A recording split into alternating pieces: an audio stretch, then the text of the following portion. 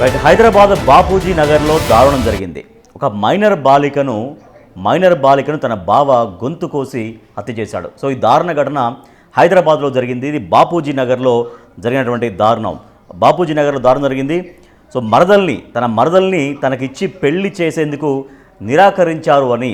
So వాళ్ళ parents ఇప్పుడు వరుసకు మరదలంట. సో ఆ అమ్మాయిని తను పెళ్లి చేసుకోవాలనుకున్నాడు, కానీ తనకు ఇచ్చి పెళ్లి చేయడానికి ఆ అమ్మాయి తల్లిదండ్రులు ఒప్పుకోవట్లేరు. సో దీంతో కన్న తల్లిదండ్రుల ముందటనే ఆ అమ్మాయి గొంతు కోసి, తన మరదలు గొంతు కోసి దారుణంగా హత్య చేశాడు అతను. సో ఆమె తల్లిదండ్రుల ముందే ఈ ఘాతుకానికి పాల్పడ్డాడు. బౌద్ధ నగర్లో నివాసం ఉంటున్న ఏపీలోని శ్రీకాకుళం జిల్లా పలాసకు చెందిన బాలిక కుటుంబం. సో ఎక్కడనో శ్రీకాకుళం జిల్లా నుంచి వాళ్ళు జీవనోపాధి కోసం హైదరాబాద్కు వచ్చి ఇక్కడ నివాసం ఉంటున్నారు. బౌద్ధ నగర్లో నివాసం ఉంటున్నారు. సో శ్రీకాకుళం జిల్లా, ఆంధ్రప్రదేశ్లోని శ్రీకాకుళం జిల్లా పలాసకు చెందినటువంటి ఈ బాలిక కుటుంబం గత కొద్ది సంవత్సరాలుగా బౌద్ధ నగర్లో నివాసం ఉంటున్నారు. సో అంటే వాళ్ళకు ఒక అమ్మాయి ఉంది. ఆ అమ్మాయిని అంటే తనకు మరదలు అవుతుంది అన్నమాట. ఎవరైతే హత్య చేశారో తనకు మరదలు. ఆ మరదల్ని తనకిచ్చి పెళ్లి చేయాలని బాలిక ఇంటికి వచ్చి అతను గొడవ పెట్టుకున్నాడు. సో అందుకు వివాహం చేసేందుకు తల్లిదండ్రులు ఒప్పుకోలేదు. సో తను ఎంత గొడవ పెట్టినా కూడా ఇప్పుడు వాళ్ళు ఎంతో ఆశలు ఉంటాయి. ఒక అమ్మాయి ఇంట్లో పెరుగుతున్నప్పుడు వాళ్ళు ఎవరికి ఇవ్వాలి, ఆ అమ్మాయిని ఎవరికి ఇచ్చి పెళ్లి చేయాలి, ఎటువంటి కుటుంబానికి ఇవ్వాలనేది తల్లిదండ్రులకు వాళ్ళకి ఎన్నో ఆశలు, ఎన్నో ఊహలు అవన్నీ కూడా ఉంటాయి.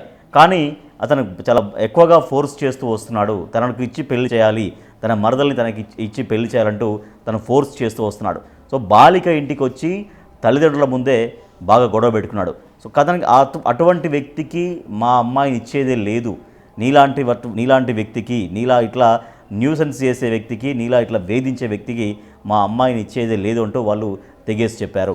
సో ఎట్టి పరిస్థితుల్లో అతనికి ఇచ్చి వివాహం చేసేందుకు తల్లిదండ్రులు అంగీకరించలేదు. సో దీంతో వంటింట్లోకి వెళ్ళాడు. సో చాలా ఆగ్రహానికి గురై వంటింట్లోకి వెళ్ళి చాకుతో బాలిక గొంతు కోసి పారిపోయాడు ఆ నిందితుడు. సో అక్కడికక్కడే ఆ బాలిక మరణించింది. కూతుర్ని రక్తపు మడుగులో చూసి తల్లిదండ్రుల రోదన మిన్నంటింది. సో చాలా దారుణమైనటువంటి సిచ్యువేషన్ ఇది. తల్లిదండ్రుల కళ్ళ ముందే ఒక బాలికని వరుసకు బావ అయ్యేటువంటి వ్యక్తి వచ్చి దారుణంగా గొంతు కోసి చంపేసి అక్కడి నుంచి పరారు కావడం అనేది చాలా దారుణమైనటువంటి విషయం. సో మరింత సమాచారాన్ని మా ప్రతినిధి విజయ్ అందిస్తారు. విజయ్, అసలు ఏం జరిగింది? ఆ తల్లిదండ్రులు ఉన్నటువంటి సమయంలోనే అతను వచ్చాడంట, గొడవ చేశాడంట, వాళ్ళ ముందే అంటే వాళ్ళు ఇవ్వడానికి, అంటే తన కూతుర్ని ఇవ్వడానికి నిరాకరించడంతో ఆ దారుణానికి పాల్పడ్డాడు. సో అసలు ఏం జరిగింది ఈ కేసులో? అసలు తను ఏం చేస్తాడో, ఎప్పటి నుంచి ఇట్లా వేధిస్తున్నాడన్నగా తెలుస్తోంది. ఎస్ రాజేష్, అయితే గత కొంతకాలంగా కూడా ముషీరాబాద్ బాపూజీ నగర్ లో ఉంటున్నటువంటి ఓ యువకుడు పవిత్ర అనేటువంటి తనకు మరదలు వరస అయ్యేటువంటి అమ్మాయిని గత కొద్ది రోజులుగా కూడా పెళ్లి చేసుకుంటాను, నన్ను ప్రేమించు అంటూ వేధింపులకైతే గురి చేస్తా ఉన్నాడు. సో ఈ రోజు తన తల్లిదండ్రుల దగ్గరికే వెళ్ళి నాకు పవిత్రనిచ్చి పెళ్లి చేయండి అంటూ కూడా వాగ్వాదానికి అయితే దిగారు. సో గతంలో ఎన్నో మార్లు కూడా ఇలాగా నాకు పెళ్లి చేయండి, నాకు పవిత్రని ఇచ్చేయండి అంటూ కూడా పవిత్ర తల్లిదండ్రులకు సదరు యువకుడు అనేక మార్లు అడగడంతో పవిత్ర తల్లిదండ్రులు నిరాకరించారు. ఎందుకంటే అతని మానసిక పరిస్థితి కావచ్చు, లేకపోతే సమాజంలో అతనికి ఉన్నటువంటి గౌరవ మర్యాదల్ని దృష్టిలో ఉంచుకొని నీకు మా కూతుర్ని ఇవ్వడం కుదరదు అని చెప్పేసి పలుమార్లు పవిత్ర తల్లిదండ్రులు అతనికి చెప్పినప్పటికీ కూడా వినిపించుకోకుండా ఈ రోజు ఇంటికి వచ్చి, వారాసిగూడలో ఉన్నటువంటి ఆ ఇంటికి వచ్చి నాకు పవిత్రని ఇస్తారా లేకపోతే చంపేయాలంటూ కూడా తనను బెదిరించి మీకు ససేమిరా ఇచ్చేది లేదు అంటూ కూడా తల్లిదండ్రులు చెప్పడంతో అక్కడే ఉన్నటువంటి ఒక చాకుతో యువతిపై విచక్షణారహితంగా దాడి చేసి యువతిని గాయపరచడంతో అక్కడికక్కడే పవిత్ర ప్రాణాలు కోల్పోయినట్టు కూడా తెలుస్తోంది. ఈ ఘటన అంతా కూడా పవిత్ర తల్లిదండ్రులు ఇంట్లో ఉండగా తమ కళ్ళ ముందే జరగడం అనేది వారి అసలు దారుణమైనటువంటి పరిస్థితి అని చెప్పాలి. తల్లిదండ్రులు ఇద్దరికి కూడా మొత్తం హృదయ విదారకమైనటువంటి పరిస్థితులు నెలకొన్నాయి అక్కడ. అయితే గతంలో కూడా ఈ వ్యక్తి తనకు పవిత్రనిచ్చి పెళ్లి చేయాలంటూ కుటుంబ సభ్యులతో మాట్లాడడం, అలాగే తన తల్లిదండ్రులతో మాట్లాడించేటువంటి ప్రయత్నం చేయడము, పవిత్ర ఎక్కడ కనిపించినా కూడా వేధింపులకు గురి చేయడము, ఇలాంటి కార్యకలాపాలన్నీ కూడా చేసేవాడంటూ కూడా అక్కడ ఉన్నటువంటి స్థానికులు అయితే చెప్తా ఉన్నారు.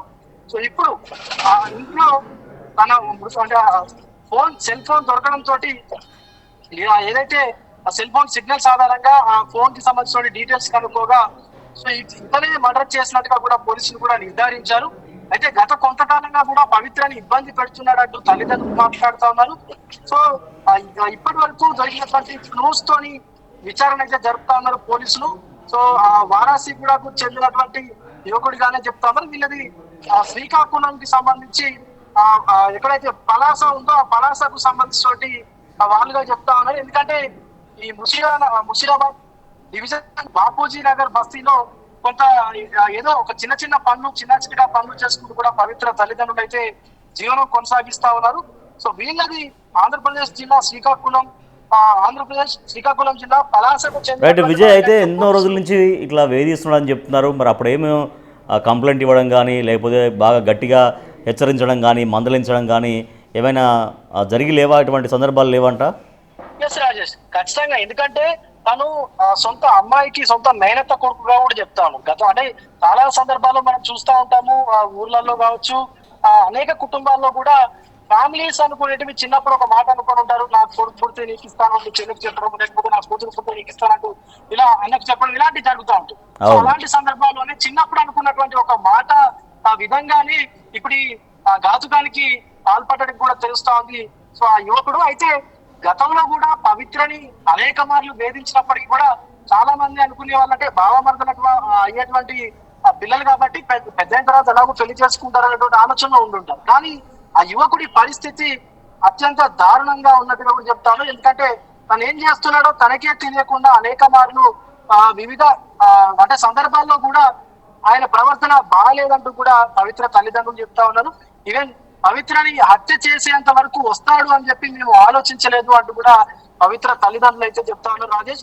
కానీ ఇక్కడ దారుణమైనటువంటి విషయం ఏంటంటే సొంత కన్న తల్లిదండ్రుల ఎదుటనే కూతురు ప్రాణాలు కోల్పోవడం, అది కూడా అత్యంత దారుణంగా హత్య చేయబడడం, కత్తితో గొంతు పైన దాడి చేసి ఆ యువకుడు పవిత్రని హతమార్చినటువంటి దృశ్యాలు అక్కడ ఉన్నటువంటి స్థానికులందరినీ కూడా కలవరానికి గురి చేశాయని చెప్పాలి.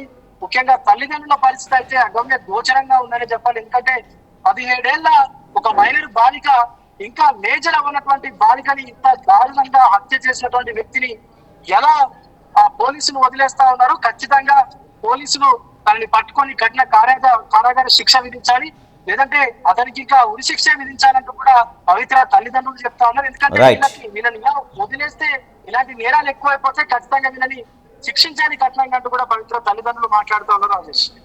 Right, thank you Vijay. So దారుణం జరిగింది. ఒక మైనర్ బాలికను తన తల్లిదండ్రుల ఎదుటనే చంపేశాడు వరుసకు బావ అయ్యేటువంటి వ్యక్తి. సో ఎంత దారుణం అంటే తనకిచ్చి పెళ్లి చేయండి అంటూ వెంటబడుతున్నాడు. సో గతంలో కూడా ఎన్నో సందర్భాల్లో వెంటబడ్డాడు, వేధించాడు.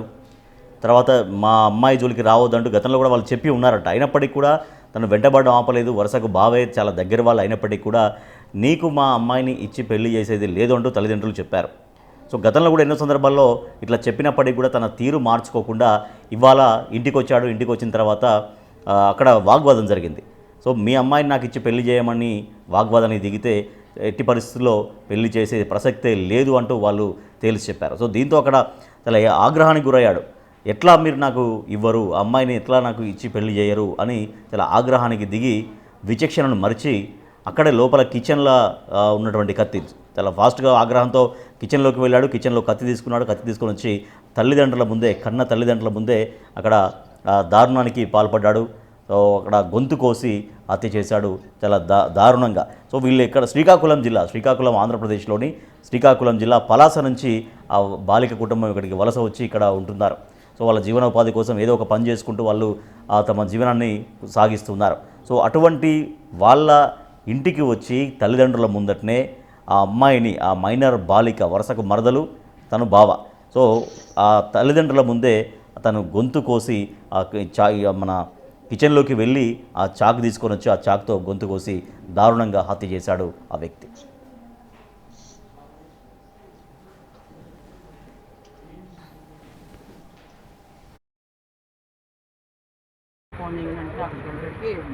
పాప మొత్తం బ్లడ్ పట్టుకుంది.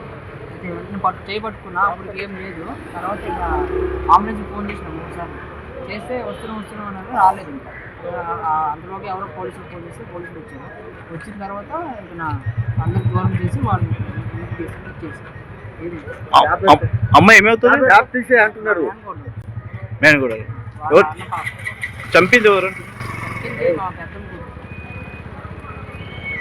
ఫోన్ వచ్చింది, పక్కకెళ్ళి ఉండింది. ఫోన్ వచ్చి మా అమ్మ ఫోన్ ఏంటంటే అక్కడికి వెళ్ళేసరికి పాపకు మొత్తం బ్లడ్ పట్టుకుంది. అయితే వెంటనే చేయబట్టుకున్నా, అప్పటికి ఏం లేదు. తర్వాత ఇంకా అంబులెన్స్ ఫోన్ చేసినాం 3 సార్లు చేస్తే వస్తున్నాం అన్నారు, రాలేదు. ఇంకా అందులోకి ఎవరో పోలీసులు వచ్చారు.